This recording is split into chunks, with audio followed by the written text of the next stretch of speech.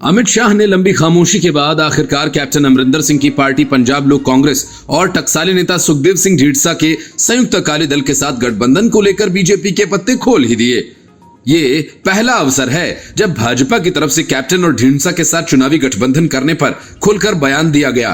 Captain पहले ही कह चुके हैं कि वे भाजपा के साथ गठबंधन कर विधानसभा चुनाव लड़ेंगे। अमित शाह ने पंजाब की बिसात पर मोहरे चलने शुरू कर दिए। उन्होंने साफ कहा कि पंजाब विधानसभा चुनाव के लिए अमरिंदर सिंह और सुखदेव सिंह ढींडसा के साथ बातचीत जारी है। उम्मीद है कि दोनों के साथ बात बन जाएगी।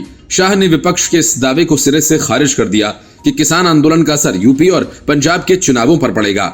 उन्होंने कहा कि कृषि कानूनों की वापसी के बाद अब कोई मुद्दा ही नहीं बचा है। शाह की घोषणा के बाद पंजाब में माना जा रहा है कि भाजपा कैप्टन और ढींडसा की पार्टी के साथ त्रिकोणीय गठबंधन के रूप में चुनाव में उतरेगी।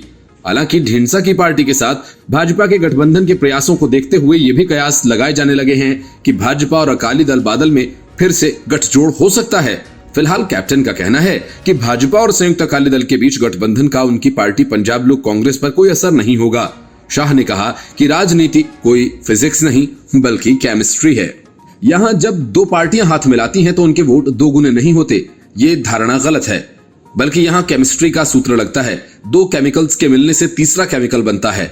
शाह ने यूपी में सपा कांग्रेस और बसपा गठबंधन का उदाहरण देते हुए बताया कि वोट बैंक के आधार पर किया गया गठबंधन कभी काम नहीं करता। यूपी में सपा, बसपा और कांग्रेस के साथ आने का सबसे ज्यादा फायदा भाजपा को हुआ, उसकी सरकार बनी।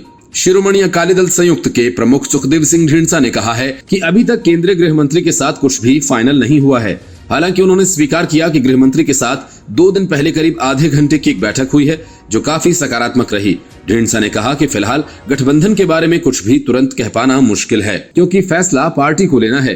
कैप्टन अमरिंदर सिंह ने गृह मंत्री के साथ सुखदेव सिंह ढींडसा की बातचीत का स्वागत किया। उन्होंने ये भी कहा कि हम ख्याली पार्टियों को एक मंच पर आना चाहिए। विचारधारा में फर्क जैसी कोई बात नहीं क्योंकि अकाली दल और भाजपा लंबे समय तक साथ रहे हैं। ऐसे में क्या उनकी विचारधारा एक दूसरे से घुल मिल गई है? उन्होंने कहा कि सबकी अपनी विचारधारा होती है।